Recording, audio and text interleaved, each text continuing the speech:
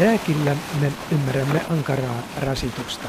90-luvun suomen kielen perussanakirjakin määrittelee rääkin sillä tavoin. 60-luvun sanakirja tietää rääkille toisenkin merkityksen. Sen, jonka pyhämaalaiset ja muutkin rannikon asukkaat tietävät. Vanha sanakirja sanoo rääkin olevan silakan ajoverkkopyyntiä. Uusikaupunkilaisten oma sanakirja sen sijaan tuntee sanat rääk, rääkpaat, rääkverk ja myös teon sanan rääkät. Jaa, rääkalastus on semmoista, että siinä sitten sanotaan niin kuin rääkätä, että lasketaan verkoi sinne vetteen ja toisin sanoen niin kuin ajele sitä vapaasti siellä sitten meressä. Lasketaan, siitä annetaan vaati ajelehti ja rääkätä tuulen mukana sitten vaan. Ja samalla tavalla sitten mikä verkot saadaan vetteen, niin siinä pistetään, sanotaan rääktou. Ja siihen pistetään ankkursi yleensä sitten tieltä niin viimeiseksi siihen rääktouihin, ettei se paat keiku niin kauheasti. Eikä ryski verkoi. Ajele aina olla vapaassa vedessä, ajelerina joo. Silakan nuottakalastus tunnettiin esimerkiksi Rymättylässä jo 1200-luvulla ja puun juurakoista tehdyt verkot tunnettiin jo ennen ajanlaskumme alkua. Silakan rääkkikalastus tuotiin Suomeen, Turun ja Ahvenanmaan saaristoon uutuutena Gotlannista vuosina 1866 ja 67. Se levisi Vakka-Suomenkin rannikkoalueelle vuosina 1890-1900.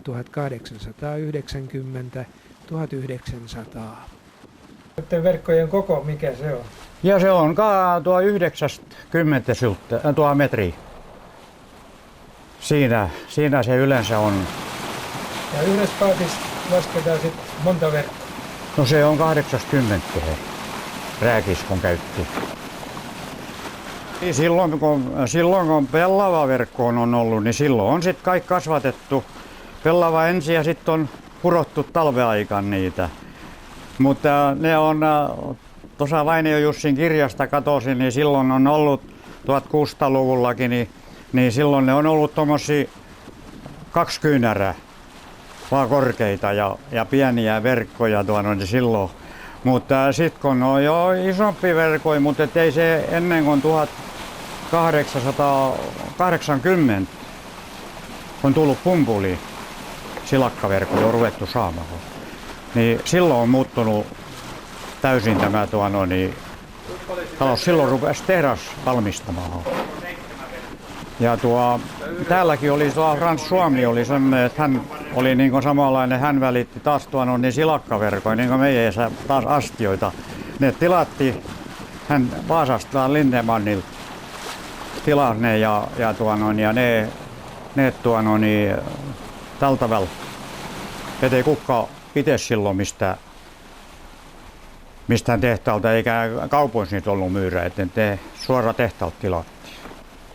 Määrätty, kun se on niin, kuka tilaa taas eri harvureja ja muuten, ja niin terästiäs kuttoa sitten. Ja paulat tehtiin, ne kyllä sitten on kasvatettu vielä hamppu silloin, ja sitten oli niitä kehräitä, mikä paulaksi kehräsi sen, niin niitäkin täällä on, kun se oli isän kanssakin ollut tuolla täälläkin oli niin sanottiin Otanpään krisuksi, niin sen tykönäkin olen ollut useamman kertaa. Ja sitten kyllä täällä oli Pyörsmas Hiltonen oli ja Raittio Yrjö ja kyllä niitä monta oli kun niin. Vielä hamppu jossa kasvaa? No ei hamppu enää kasvateta. Juu, epätiedä, olen kuullut, että se on huumausainetta jo. En tiedä, ei silloin, onko se sama hamppu sitten silloin ollut, mutta ei kukaan, en ainakaan, mutta silloin on tietysti ollut sitä pirtuaikakautta vähän, niin ei ole. Silloin niin se on vähän semmoista, että ei silloin varmaan ole siitä mitään niin huumeita. Ja verkot vaativat luonnollisesti myös huoltoa ja muuta käsittelyä. Joo, kyllä. Se oli silloin aikaisemmin, kun ei saanut verkkovärejä, niin silloin tuommoisesta parkista ja sanotaan pullurkaisista noista käpyistä, kuuseen. Kootti niitä metästä sitten ja niissä on pihka, niin sitten lippiäpussi pattaha sinne, että se ottaa se pihka irti. Ja siitä tuli väri sitten jo. Ja se ja vähän tervajoukkoon vielä. No siinä riitti yksi käsittely kesässä. Kyllä se verkko, kyllä se näin on, että kyllä ei sitä muut kuin yksi kerta niin värjättiin kesässä. Mutta sitten tuli paljon nätemäksi, kun sitä katekuverkkoväri rupesi saamaan. Se oli joku ulkomaalainen tuote vai? Se oli ulkomaalainen tuote, joo. Se oli ensin semmoisessa puulaatikoissa, se oli joku 40-50 kiloa olla semmoisessa puulaatikossa. Ne oli vielä ihan tammit ja ne laatikotkin. Joo, ja se oli semmoinen kokonainen klöntti. Ja sitten tuli semmoisia, että oli 5 kiloa semmoinen harkko. Siinä oli paperi ympärissä. Siinä oli 5 kiloa semmoisessa. Silakan kalastus on jakaantunut eri vuoden aikojen mukaan rytmeihin, jotka perustuivat silakan vaelluksiin ja kutuun. Kalastajan oli kokemuksen kautta opittava tuntemaan kalan rytmit ja tavat. Parvikalana silakka vaeltaa sekä rannikon suuntaan että rannikolta ulapalle ja takaisin. Syksyllä silakka vaeltaa ulappavesiltä kohti rannikkoa. Kalan esiintymissyvyys vaihtelee eri vuoden aikoina. Joo, ja sitä yleensä tehtiin näin, että rääkisäkki niistä ensin, sitä sanottiin hännäksi, mistä alustettiin. Se oli hänklaku ensin pistettiin ja siitä lähdettiin ja se upotettiin enemmän. Ja se pistettiin, että tuommoinen 3 syllänkin ero ainakin niin oli välistä enemmänkin, että sillä se saatiin kokeiltuksi sitten, että missä syvyydessä se on parhaiten. Ja se pysyisi paljon paremmin suoranakin, kun se oli raskas, kun se syvemmässä se oli silloin raskea kulkemaan.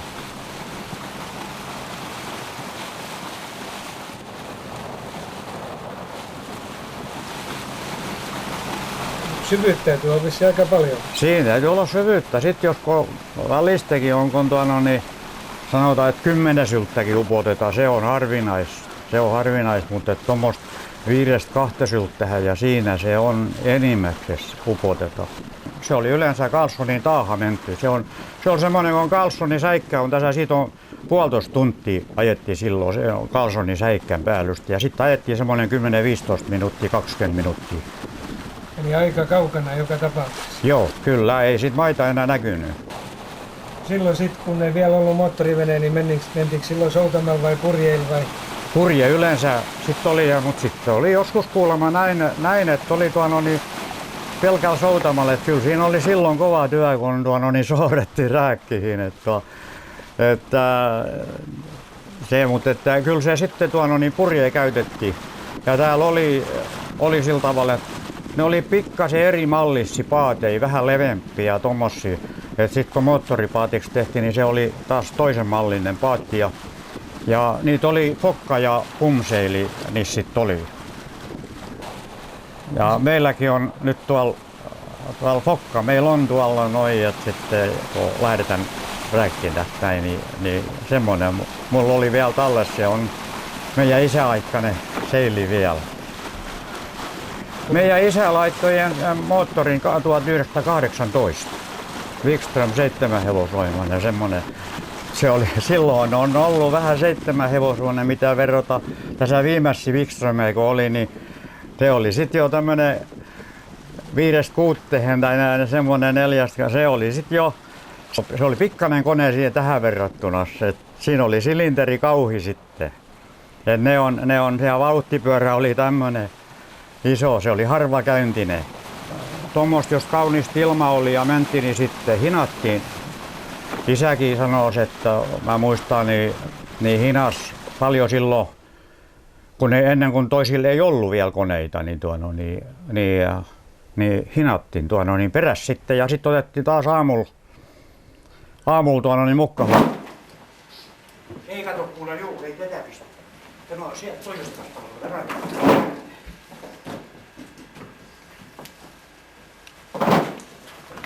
Kuinka paljon siinä metrejä jo? No 7 verkko nyt. Ja yhdessä on. Yksi on niin heikko, mä katsoisin, että on parempi. Ja vetä se maihi, ettei... Joo, ja ihan riittävästi.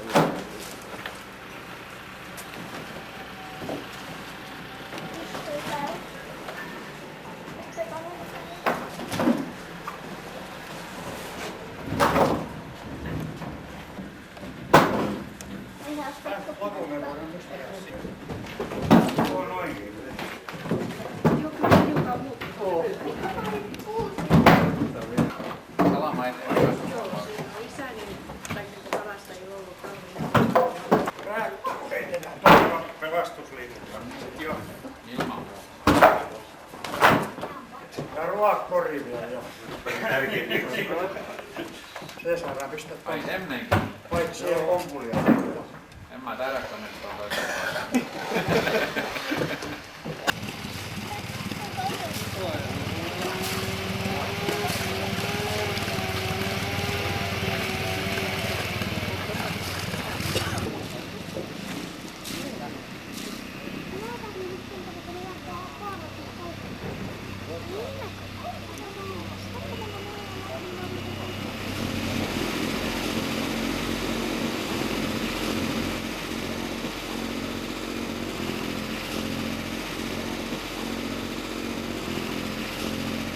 Se oli yleensä niin, että se laskettiin tuossa, että kyllä ne täydys vähän jouko ennen auringonlaskea saada vetteen. Ja jos oli kauniisti mentiin tavallisella aikaa, kyllä sitten joo, mutta vähän aikaisemminkin. Mutta jos tuuli vähän, niin sitten koitettiin sitä just, että kun tuuli, varsinkin jos kun luoret tuuli ja pohituuli, kun se on semmoinen, sanotaan, että se menee ämmän viereen nukkumaan. Se hiljentyi silloin illalla yleensä. Se alkoi heinäkuun 15-20 päivän aikoissa, riippuu luoret tuulesta, että mikä kummonen oli niin tämä tuuli, se jo tarvitsisi vähän lujan tuule saada. Mutta sitä sitten käyttiin tuossa katosi isän kirjastakin vielä, niin siinä oli, että syyskuun 24. päivä oli ollut vielä rääkissä. No, tänä vuonnakin on ollut vähän heikonpuolinen vuosi, kun se on etelätuulta. Ja tämä seutu ei ollut, se tarvitsi luore tai pohituulolla. Ja sitä on ollut semmoista, ei sitä ole ollut oikein vaan.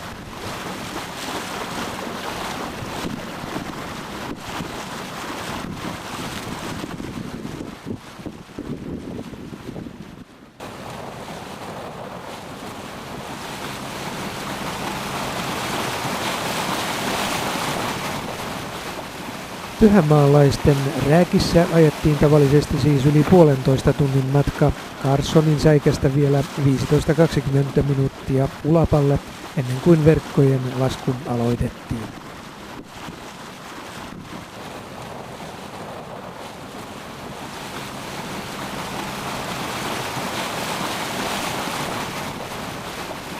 Se on näin, että mies laskee toinen yläpaula ja toinen alapaula ja kivistä siinä samassa. Ja se keskiliina heitetään mereen.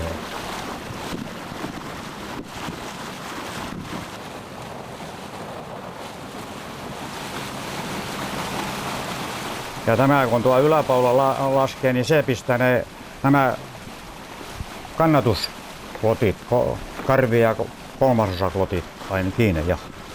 Ensin pistetään tämmöinen korkkiklotti tai tynnyri. Silloin yhdellä aikaa oli tämmöisiä tynnyrejä, aina karvies ja hännäsalkat. Mutta tämmöiset yleensä näitä ja karvis käytettiin aina, sanotaan niin kuin verkko liitetään, niin se on niin kuin toinen verkko yhteen pistetään aina. Kun ne pistetään vaan lenkeistä aina ylä- ja alapaula molemmat kiinni. Niin semmoinen siitä, se kannatuksen ja se. Sitten oli just tää upotus, että kuinka paljon, niin pistetään tätä siimaa sitten niin paljon. Tää narua niin paljon sitten, että ei nyt kukaan enää, kenekään enää ole näitä käytössä tämmöisiä.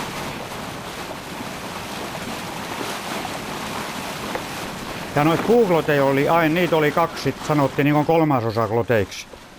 Niin ne oli kaksi siinä keskellä, kun verkko oli karveessa nuo tynnyrit tai korkit, niin sitten oli 2 puuklottia siinä aina keskellä kannatuksessa. Niissä oli ne väärätyt lenkit noissa verkossa aina sitten jo valmiina. Joo, ja meidän isällä oli tämä malli.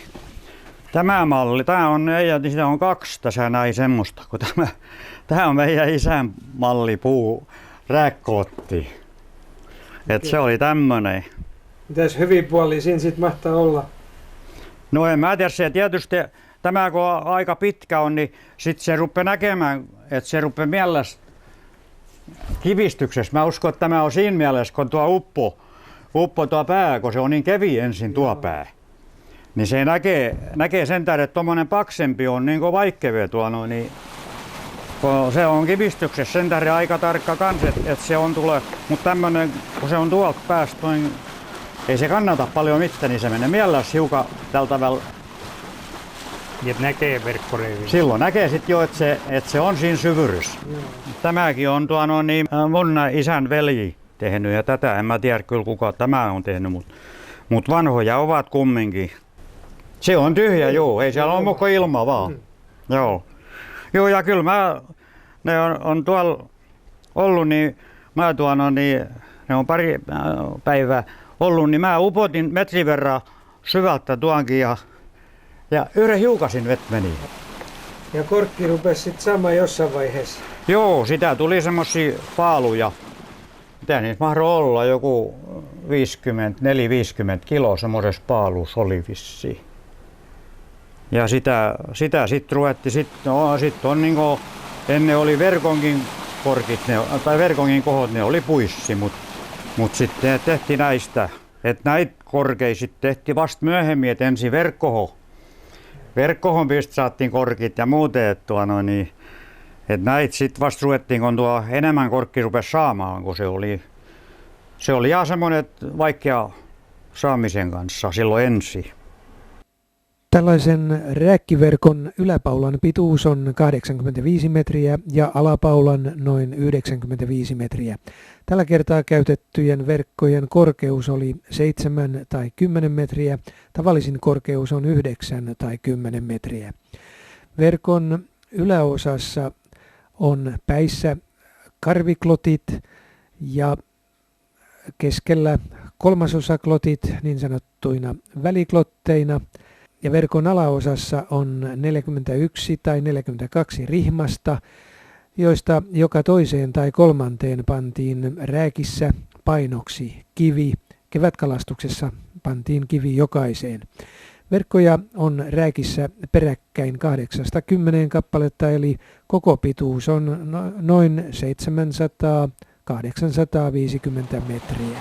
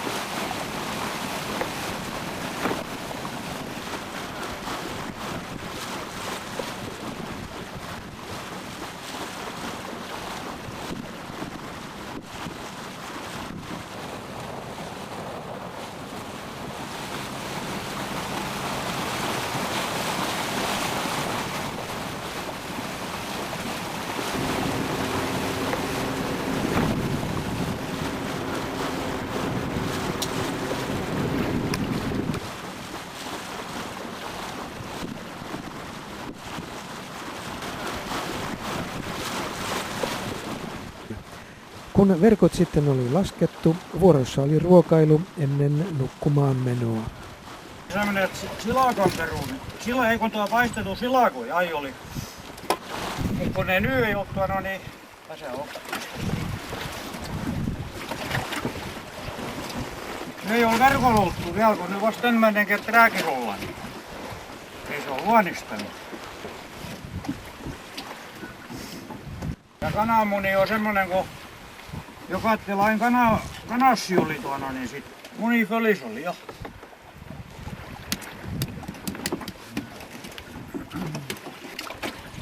Kuola. Saa kevänä harmin.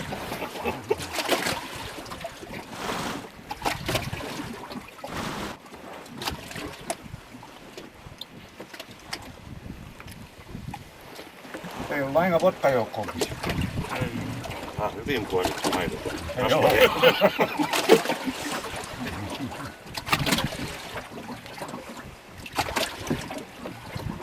Mulla on pöytäkin tässä, mutta se on kaikkea.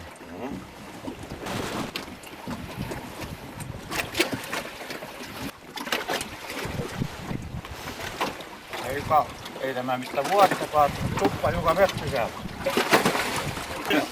Pohjalla metäsottin katsottuna, niin mä olin ajossa silloin siellä. Niin, jollei kaikki tullut syödyksi, niin seuraava kerta väheni. Emme jaksettu kyllä syödä, me ajettiin hevosella. Joo. Ei vähennetty sapusta. Pistettiin tonne mereen ja likkos, niin se oli hyvä. Sieltä se sai semmoisen hiukan suolasta vielä, niin se oli hyvä maku. Kyllä sitäkin tehtiin.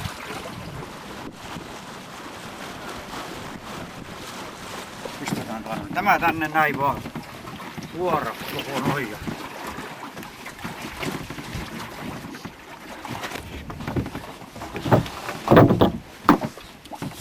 Pistetään tuon tähän pistetään vaihdosta. Otetaan vaihdosia. Onko se meneekö se liikaa ylös, jos pistää näin? Niin. Kato, ennen vanha oli pienen matalat kajuutaa. Niin, silloin oli juu, ja se porukat jäin tuossa noin. Kajuutin päältä. Joo. Joo. Hiukan tuon päässä on tuossa kohdalla. Ja sitten toinen aero vielä. Aero.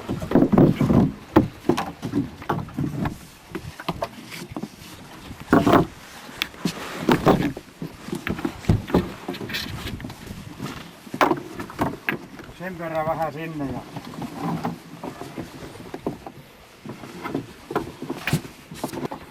Villakas, kello pistän värrämään.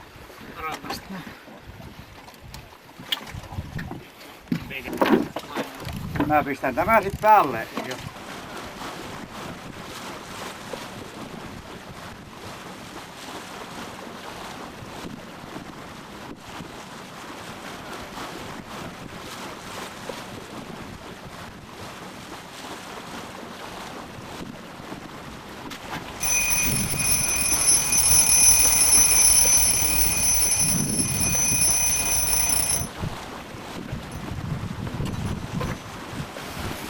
Aha, ja sitten ruvetaan verkon ylös.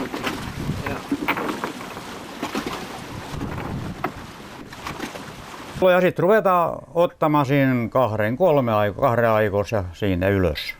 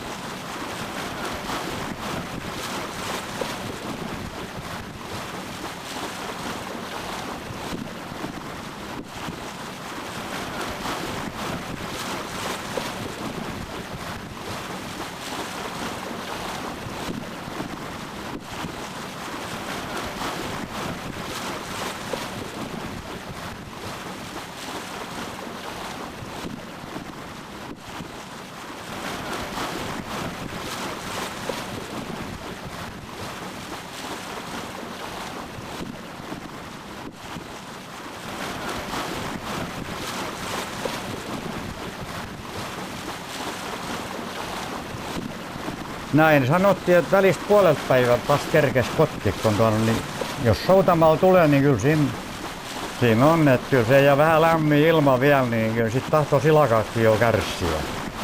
Mutta se oli rääkki, silloin oli, niin se oli kauhean lihava ja rasvasta silakka kyllä silloin, että se rääkisilakka, se oli silloin hyvä silakka. Se on tekniikka muuttunut niin paljon ja sen tähden tämä verkkokalastuskin on muuttunut paljon. Silloin oli mäkin olen lapsena ollut, niin silloin oli ja niin vielä tuohon sodan jälkeen vielä verkolla sitä kalastettiin, mutta sitten tuli silakkarysät. Se oli paljon helpompi niiden kanssa kalastaa. Mutta nyt on taas toisinpäin, että nyt ei ole enää ikään Pyhämaassakaan, niin ei ole tai yksi silakkarysä on sen, se oikein on niin pieni aikaa meressä, että tässä 2-3 vuotta ollut enää, että ei. Se on nyt jo verkkokalastus taas, mutta se on nailonverkko ja nyt on taas tekniikka erilaista täysin. Se on lyijypaulat, se alinen paula, se painaa 10 kiloa ja se on semmoinen paino just, että se vie verkon semmoinen koho pistetään, että niin se vie verkon pohjaan. Se voidaan yhtäisesti sitten niin se pistetään välivettenkin ja voidaan sillä ja sitä lasketaan sitten ankkuri. Jos rannastakin lähdetään, niin ankkuriranta ja ajetaan moottorin kanssa ulos siitä ja pistetään 3-4-5 verkkoa, koska kaunista ilmaa niin peräkkäin ja taas ankkuri toisen päähän. Ja se niin sitten on taas vetokoneet, mikä vetää, ei tarvitse käsi vettää enää eikä. Ja taas on puristuskoneet, mikä puristaa silakan verkosta ja filerauskoneet ja kaikki tämmöiset. Se on nykyisin, se on niin taas täysin erilaista. Kun tällä kertaa rääkkikalastuksessa saatiin vain 4 silakkaa, olivat saaliit joskus sentään aivan toisenlaisia. Se oli 1925, niin syyskuun 4. päivä sanotaan Mooseksen päivänä. Ja se oli, silakoi hänellä oli Ale, se oli hänen isässä, niin semmoinen rohtminen tai pellavainen verkko oli ensimmäinen paatista. Ensimmäinen verkko ja se sanottiin niin kuin koturiksi. Ja et se sai sitten, tai vaikka se ollut rääkisäkkä mukanakin, niin se sai silti siitä verkosta ne kalas. Ja ne saivas tämä Alen verkon ylös, mutta sitten kun niin ne näkivät sitten jo, että klotit oli kaikki upii. Et ne oli painunut jo. Ja tuul paljon. Ja niin paljon rupesi verkossa silakoin näkymään. Ja ei jaksettu vettä ja siinä ryskysi ja siinä katkesi kokonaan. Ja sinne menivät kaikki verkot. Se sanoskin Westerholm, se on silloin ollut, niin sanos, että ei hän ikään Mooseksen päivän men verkolla. Mutta vakavampaakin joskus rääkkikalastuksessa sattui. Pahin vahinko on tullut 1928. Silloin tämä Nylund, nyt se on jälkeen muuttunut Johtela. Niin silloin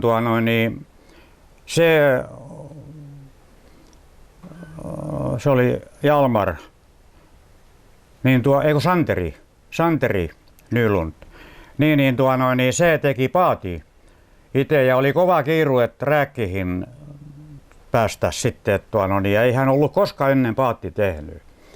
Ja sitten paatti pistettiin merehen ja Tauno Johtela, niin Nylund, se oli silloin, niin meni siihen paatin syrjällä heti ja sanoi, että taisi tulla kikkerpaat.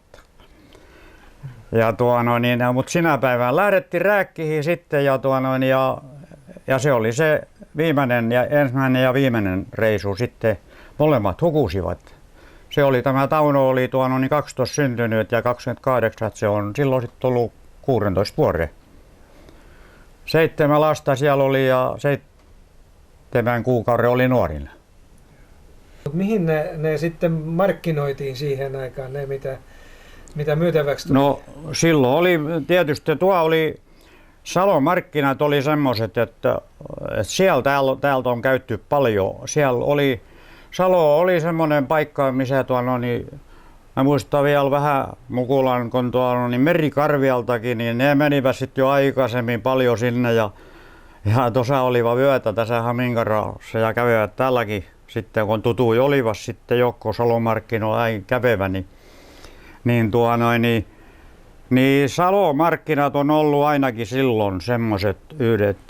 Ja sitten Turun markkinoilla kanssa, mutta tuossa mitä mäkin isän kirjakin katosin, niin tuossa 30-luvullakin, niin kun silloin on rääkis käytty vielä jatkuvasti, tuossa noin vielä syyskuu 24. päivä ainakin oli vielä ja siinä aikoissa ja Turun markkinat oli siinä 15, ne oli suurin piirtein siinä syyskuun puolivälissä silloin. Mutta sittenkään mäkin olen kalastanut niin, ja ruvettiin käymään, niin kyllä mentiin Turkuun sitten jo suurin piirtein siinä vanhan markkina-aikana. Ennen Salomarkkinoilla sitten ja sitten mentiin Salomarkkinoilla vielä ja suolakala, mutta silloin rupesi sitten, kun täällä ei ollut tietä silloin mitään, niin täältä sitten tonne tietysti viettiin Kirkonkyläähänkin rantaan ja tältä välillä sitten kävee Uudestakaupungista auto hakemassa ja sitten oli Siian puolta oli semmoinen, että se niin kävi semmoisen höyrykone varustettu isommat paatit, niin laivat oikeastaan muutamat oli, niin ne veivät Pietariin. Joo, paljon. Ja niitä oli semmoisia, että ne oli useamman näin ja ne tuli määrätyn aikoina. Mutta Pietariinkin vietti, niin se suolattiin se siika sitten semmoiseen lievä, ettei se ollut niin kovin suolasta. Että kun se ei tämmöinen ikään pesäsiika, se ei elä lainkaan, rysäsiika sitten niin elää vähän aikaa ja tällä tapaa, mutta sitä ikään Tukholman taas viettiin niin haukki elävänä paljon kylläkin. Että se oli sumpussa sitten semmoinen, niitä oli täälläkin Uudestakaupungistakin oli tämä Sjöblomin Lauri. Hän oli semmoinen, että se kuljetti paljon. Mutta täältäkin oli sitten oli tuo Alosen Etti ja Haarte ja Laivola Lauri, niillä oli yhteinen. Ne ensin Sjöblomillekin kokoisia, mutta sitten ne veivät itsekin jo Ruottiin niitä Tukholma silloin. Niin. Joo, ja tuossa kun mäkin Salossa isän kanssakin vähän poikana jo olin ja sitten olin myöhemminkin vielä siinä yhdessä kävin paljon. Niin sieltä ostettiin niin siellä on sellainen Kuusniemi kauppias ja sieltä ostettiin, en tiedä jos juuri koko vuotista tuommoista toppasokeri silloin oli ja tämmöiset jauhopuolet ja tämmöiset, niin aika paljon sieltä silloin on ollut niin ei sitä rahaa, silloin oli rahaa, niin sitten ostettiin kun saatiin markkinoilta, niin vaihdettiin näin kuin tavarahaa. Sitten ei niitä, sitten tässä myöhemmin tuli Uuteenkaupunkiin kyllä sitten jo tukkuostajia ja muuten, mutta ei silloin ollut tuossa yhdellä aikaa. Uudessakaupungissa oli paremmin tukkuostajia sitten kuin Raumalla. Eli ne myytiin sitten Salossakin niin pääasiassa tukkuostajille? Ei, kun vähittäis. Vähittäis? Kyllä. Joo. Se oli aina ja se on silloin ollut puuastia ja mitä tuossa isällä on semmoinen, isä oli niin Merikarvialta tuotti ne astiat. Hän oli välittäjän siinä sillä tapaa. Ja olen katsonut isän kirja, sinne on käysi, että mitä on aina tuottu niin niitä meni Uudenkaupungin saaristoon, Pyhärannan puolelle ja Pyhämaan kokonaan tässä näin. Ne hakivat niitä, ne tilasivat etukäteen ne astiat ja isä tilasi taas sitten. Ja siinä katsoi niin näitä nelikoastioita, niin niitä pääasiassa oli, siis 30 kiloa astia. Ja sitten oli puolinelikko tai 15 kiloa ja 8 kiloa ja 4 kiloa oli pienin silloin, kun on pistetty. Ei pienempää astiahan ei pistettykään. Mutta kyllä nelikkoja ja niitä oli semmosia sit. Isäkin sanoi, että kyllä niitä moni osti useamman nelikko. Silloin on ollut taloissa työväkkiä paljon.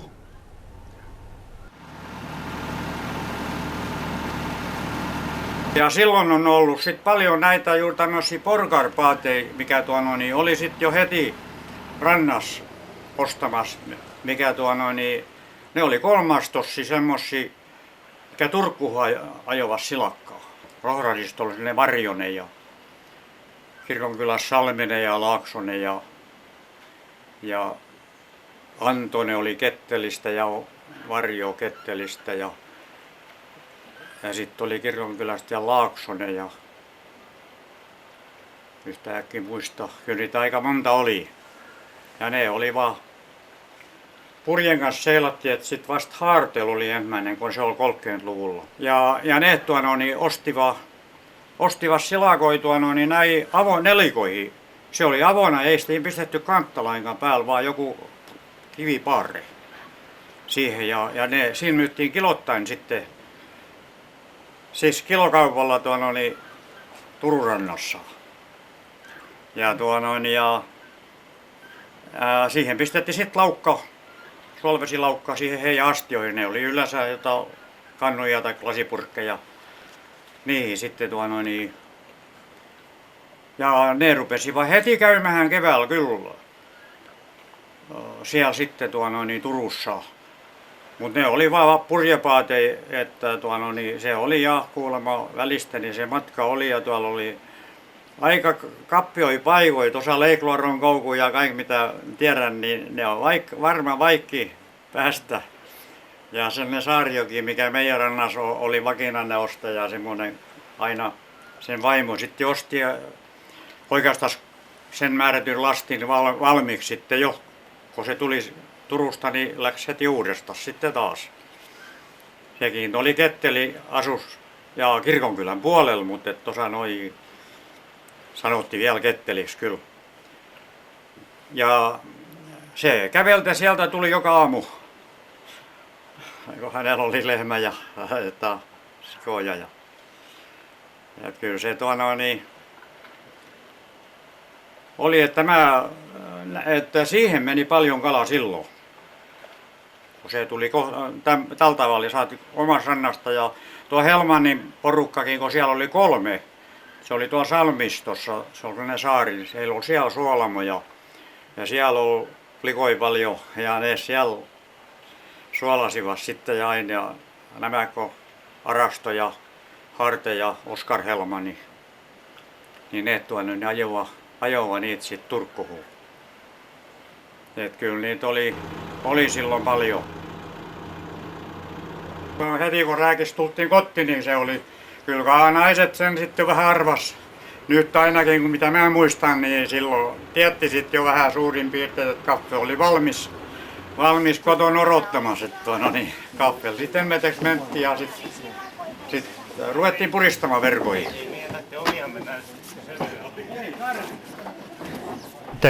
Täytyy sanoa, että viiteliä ei ollut, kun kaikki melkein tehtiin soutamalla ja varmaan se elintasokin oli hiukan toisempaa, mikä nykypäivän on. Ja siihen aikaan, niin kuin Saari sanoi, niin ei ollut teitäkään, että kalat täytyisi suolata tai viedä sitten jonnekin muualle.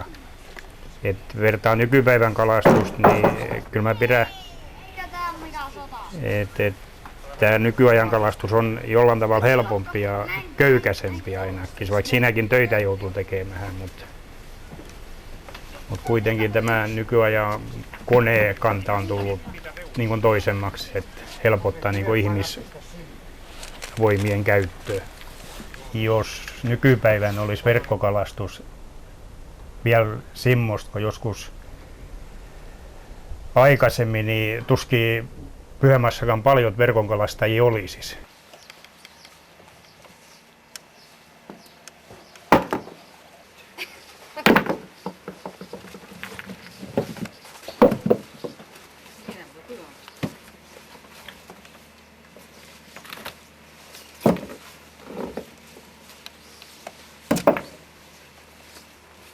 Kyllä tämä käy äkkisti. Joo, se käy äkkiä. Pumpuli 2 vai 1 verkko. Kyllä mä luulen, että pumpuli kannettiin 1 vaan kerrallaan. Se on niin vaan raskas. No niin, se on kasa, että pysyy koossa. Verkko. Me tultiin säilillä kova vauhti viime tuossa. Joo. Kotipäin. Joo. Tuonne vaan paat, se on samanlainen kuin vaan hevonenkin, että kotipäin mennään kovasti.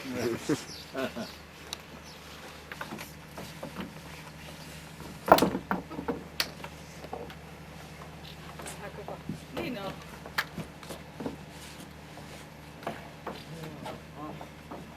Kyllä, kyllä.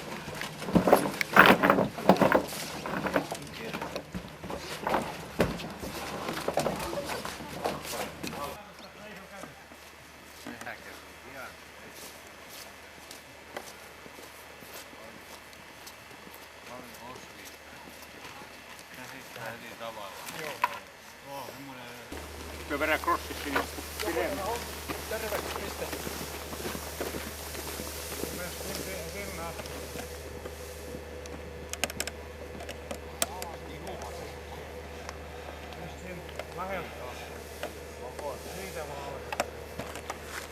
Pistetään 2 vai 1 vaan? 1 vaan pistetään. Häh? 1 vai 2 päällisiä? Hei. Niin mikä tämän tarkoitus nyt on? Ne kuivavat se. Ja kuinka kauan niitä pidetään? Niin ja yleensä tuolla tavalla, että kun on lämmin päivä yhteispäivä, ne kuivaa. Tässä on yksi verkko vielä vaan 10. 10-15 nauloja tässä on olevat kuin